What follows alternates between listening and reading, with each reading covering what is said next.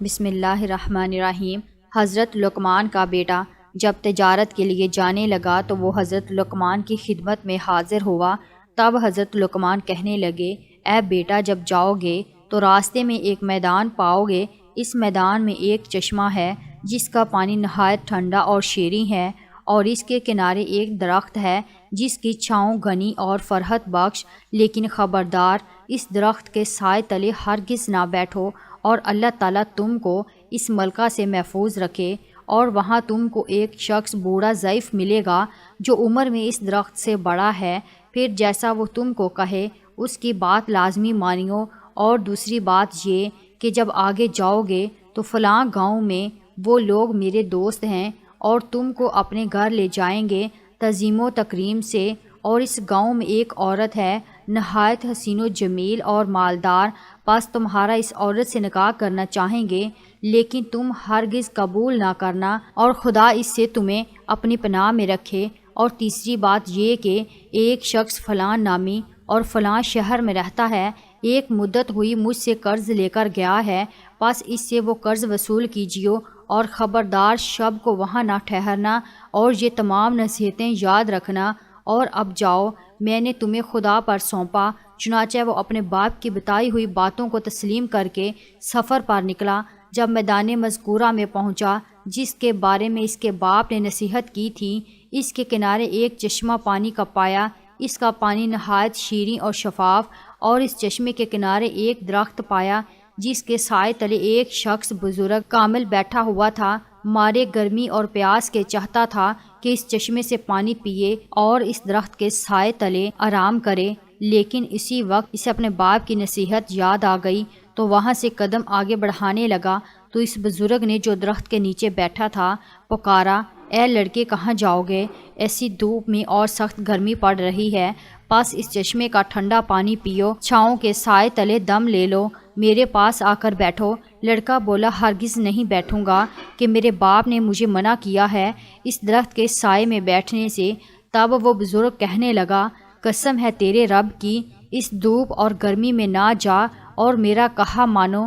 یہ بات سنتے ہی لڑکے کو باپ کی بات یاد آئی کہ وہ بزرگ تجھے جیسا کہے اس کا کہا مانیو۔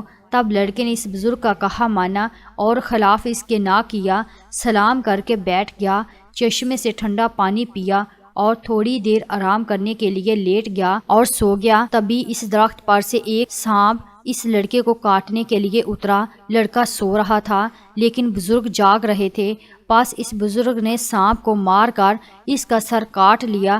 جب لڑکا اٹھا تو دیکھا کہ ایک سانپ مردہ پڑا ہے بغیر سر کے، پس بزرگ سے حال حقیقت معلوم کر کے متعجب ہوا اور باپ کی پہلی نصیحت کا راز جانا۔ بعد اس کے لڑکا وہاں سے اٹھا، اپنا اسباب سفر باندھا اور اس بزرگ کو سلام کر کے جانے کی اجازت طلب کی۔ تب بزرگ آدمی نے پوچھا کہ تم کہاں کہاں کا عزم سفر رکھتے ہو؟ لڑکے نے کہا، فلانے گاؤں میں جاتا ہوں کہ وہاں میرے باپ کے دوست ہیں۔ بزرگ نے کہا کہ اگر تم کہو تو میں بھی تمہارے ساتھ چلوں۔ لڑکے نے کہا، بہت اچھا، آپ بھی ساتھ چلیے۔ تب دونوں اس گاؤں میں کہ جہاں کا ارادہ تھا پہنچے تو وہاں کے لوگوں نے ان سے پوچھا کہ تم کون ہو اور کہاں سے آئے ہو؟ تب لڑکے نے کہا کہ میں لقمان حکیم کا بیٹا ہوں اور یہاں تجارت کی غرض سے آیا ہوں۔ تب گاؤں کے لوگ انہیں نہایت تعظیم و تکریم سے اپنے گھر لے گئے اور انہیں کھانا کھلایا اور ہر روز مہمانداری کرنے لگے۔ تب ایک دن کہنے لگے، اے لڑکے، ہماری قوم میں ایک عورت نہایت خوبصورت ہے، نیک بخت، مالدار اور حسب و نسب میں درست ہے، ہم چاہتے ہیں کہ تم سے اس کا نکاح کر دیں کہ یہ بات تمہارے واسطے اچھی ہوگی کہ مال و دولت خوب ہاتھ لگے گی۔ تب لڑکے نے کہا، میرے باپ نے اس سے منع کیا ہے کہ سفر میں کسی امر کے پابند نہ ہونا، ورنہ نقصان اور تکلیف اٹھاؤ گے۔ تب اس بزرگ نے جو ساتھ تھا کہنے لگا کہ جب یہاں کے سبھی رئیس آرزو مند ہیں اور اس کی گواہی دیتے ہیں یہ بھی کہ وہ ایک حسین مالدار ہے تو شادی کرنے میں کوئی مذائقہ نہیں اور کوئی اندیشہ نہ کر۔ لڑکے کو نصیحت یاد آئی کہ وہ بزرگ جو بھی کہے اس پر عمل کرنا۔ تب اس لڑکے نے بزرگ کے کہنے پر اس عورت سے نکاح کیا۔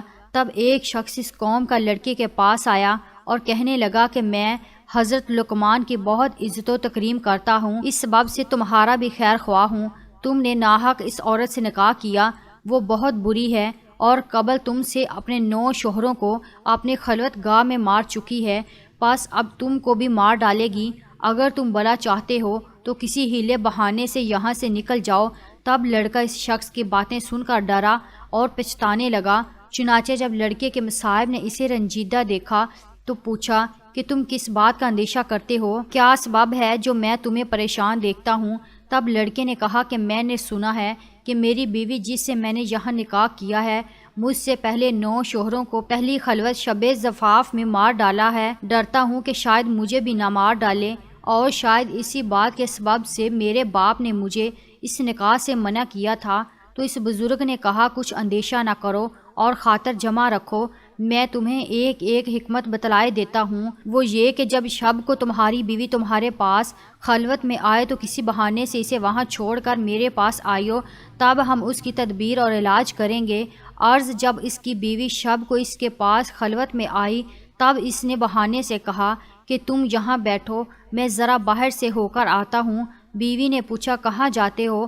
لڑکے نے کہا کہ قضائے حاجت کو جاتا ہوں۔ تو تم تب تک یہاں انتظار کرو، اور اس کے علاوہ بھی ایک کام ہے، وہ آ کے بتاتا ہوں۔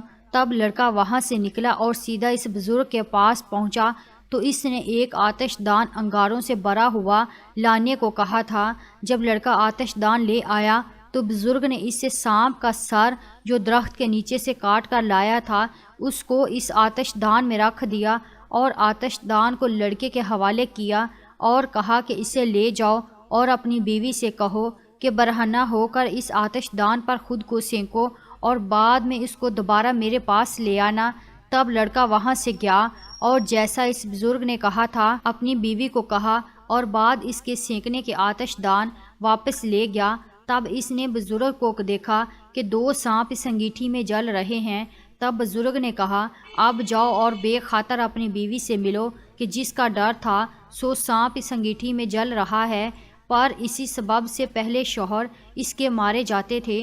چنانچہ حضرت لقمان کا بیٹا تمام شب اپنی بیوی کے پاس رہا اور فجر کو باہر آیا، اور اہل قریہ تمام ماجرا سن کر متعجب ہوئے اور پسر لقمان کے بچ جانے سے خوشی بھی ہوئی۔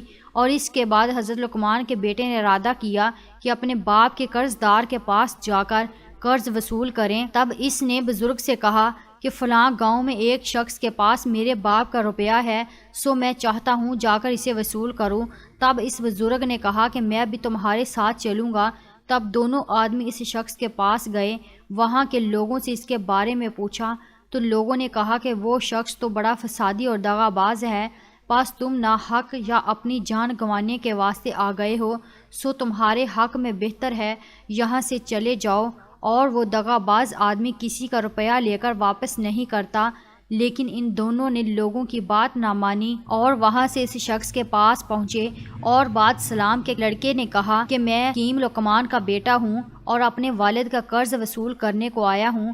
تب اس نے کہا بہت اچھا، آپ ہمارے بزرگ زادے ہیں، تو آج کی رات مہمان نوازی کا شرف بخشے، صبح کو حساب کتاب کر کے جو روپیہ بنتا ہو سو واپس کر دوں گا۔ لڑکے نے میرے باپ کا حکم نہیں کہ سب کو یہاں ٹھہرو۔ تب اس بزرگ نے کہا جو اس کے ہمراہ تھے کہ اے لڑکے کچھ پرواہ نہیں، چلو آج کی شب یہاں رک جاتے ہیں، پھر جو خدا نے ہماری قسمت میں لکھا ہو کر رہے گا۔ چنانچہ اس بزرگ کے کہنے پر کہ اس کرامت سے بھی پسر لقمان آگاہ تھے اور باپ کا حکم اور نصیحت بھی تھی کہ اپنے ساتھ والے بزرگ کی بات مانیو، تب اس سبب سے دونوں شب کو اس دغا باز شخص کے مکان پر رک گئے۔ جبکہ کھانے وغیرہ سے فارغ ہو چکے تو ان دونوں کو لبے دریا بنائی گئی، ایک مکان پر لے گیا، اور وہ مکان اس طرح سے بنایا تھا کہ جو کوئی شب کو اس میں سو جاتا دریا کی لہریں آ کر اسے ڈبو دیتی۔ ان دونوں کو اس مکان میں ٹھہرنے کو کہا، چنانچہ پر لقمان سو گیا اور بزرگ جاگتے رہے۔ جب آدھی رات کا وقت ہوا، موجیں چڑھنے لگیں، پانی مکان پر چڑھ گیا، تب بزرگ نے لڑکے کو نیند سے بیدار کیا اور وہاں سے اٹھ کر اوپر بالا خانے پر کہ جہاں اس دغا باز آدمی کے بیٹے سو رہے تھے وہاں تشریف لے گئے۔ وہاں سے اس کے بیٹوں کو تخت سمیت اٹھایا اور نیچے اپنے والی جگہ پر سلا دیا اور خود اوپر ان کی جگہ پر سو گئے۔ جب فجر کے وقت وہ شخص آیا اور دیکھتا ہے کہ دونوں اوپر والے طبق میں اس کے بیٹوں کی جگہ سو رہے ہیں اور اپنے بیٹے نیچے مکان میں ان کی جگہ پانی میں مردہ پڑے ہیں، تب پکار کر کہنے لگا کہ افسوس صد افسوس، میں نے تمہارے واسطے یہ فریب کیا تھا کہ تم کو مار ڈالوں، یہ میں اپنے فریب میں آپ ہلاک ہوا، میرے سب بیٹے مارے گئے۔ تب دونوں نے کہا کہ جو کسی کے لیے بدی کرتا ہے سو در حقیقت اپنے لیے کرتا ہے۔ اس کے بعد حضرت لقمان کے بیٹے نے اس دغاباز شخص سے اپنے باپ کا روپیہ وصول کیا اور اپنی بیوی کو کہ جس سے وہاں نکاح کیا تھا کو لے کر ماں اس بزرگ اور اسباب کے اپنے وطن واپسی کا سفر کیا۔ جب پسر لقمان اپنے مکان کے قریب پہنچا تو اس بزرگ نے پوچھا کہ بزرگ زادے تو اتنا عرصہ میرے ساتھ رہا، سو تم نے مجھے کیسا پایا؟ تب لڑکے نے کہا کہ بے شک میں نے آپ کو نیک مرد پایا ہے اور آپ کی برکت سے بہت سی مصیبتوں سے نجات پائی اور نیک بخت بیوی پائی اور اس قدر مال و اسباب پایا۔ تب اس بزرگ نے کہا کہ مال میں سے مجھے بھی آدھا حصہ دو۔ تب لڑکے نے کہا کہ آپ اپنی مرضی سے لے لو جتنا حصہ چاہیے۔ بزرگ نے ایک طرف بیوی کے ساتھ تھوڑا سا مال رکھا اور دوسری طرف زیادہ حصہ مال و اسباب کا رکھا اور لڑکے سے کہا ان میں سے جو تم چاہو رکھ لو اور دوسرا حصہ میرے واسطے چھوڑ دو۔ تب لڑکے نے اپنی بیوی اور اس کے ساتھ والا تھوڑا حصہ مال و اسباب کا چنا اور کہا کہ میرے لیے یہ کافی ہے۔ چنانچہ دونوں فریق اپنا اپنا حصہ لے کر چلے۔ تھوڑی دور گئے کہ بزرگ نے لڑکے کو آواز دے کر روکا اور اس سے پوچھا کہ اے پسر لقمان، تو کس سبب سے مجھے زیادہ حصہ مال و اسباب کا دیا جاتا ہے؟ کہیں اس کا سبب یہ تو نہیں کہ تو نے جو کرامتیں مجھ سے دیکھی ہیں ان کی وجہ سے مجھ سے خوف زدہ ہو کر زیادہ مال دیے جاتے ہو؟ لڑکے نے کہا کہ ایسا بالکل نہیں، بلکہ یہ تو اس سبب سے ہے کہ میں نے آپ کی برکت سے جو نفع اٹھایا اور مصیبتوں اور مشکلوں سے رہائی پائی، سو اس سب کے سبب خوش ہو کر آپ کو یہ سب اپنی خوشی اور مرضی سے دیے جاتا ہوں۔ تب بزرگ نے کہا کہ اے لڑکے، تمہاری نیک نیتی کی اور اعلیٰ ظرفی اور اعلیٰ اخلاق سے میں بہت خوش ہوں، اور یہ سب مال و اسباب بھی تم ہی لیتے جاؤ، بھلا ہمارا اس دنیاوی مال و اسباب سے کیا کام؟ لڑکے نے عرض کیا کہ آپ کون ہو اور کس سبب میرے ساتھ رہے؟ بزرگ نے عرض کیا کہ میں اللہ کا بھیجا ہوا ایک فرشتہ ہوں اور تمہارے باپ کی دعا کے سبب اللہ نے مجھے تمہاری حفاظت و نگہبانی کے واسطے مقرر کیا تھا۔ تم کو تمہارے باپ کا روپیہ دلایا اور راہ بتلائی۔ ہمارا ذمہ تو لوگوں کے ساتھ بھلائی اور مہربانی کرنا ہی ہے۔ اللہ کے حکم سے پس اب تم سے رخصت ہوتا ہوں اور تم بیچ اپنے گھر کو جاؤ۔ تب لڑکا سب مال و اسباب اور بیوی کو لے کر گھر آیا اور تمام احوال راستے کا اپنے باپ سے بیان کیا کہ حضرت لقمان نے بھی اللہ کا شکر ادا کیا۔ ویڈیو کو لائک کیجئے، چینل کو سبسکرائب کیجئے اور کمنٹ باکس میں اپنی رائے کا اظہار ضرور کیجئے۔ شکریہ۔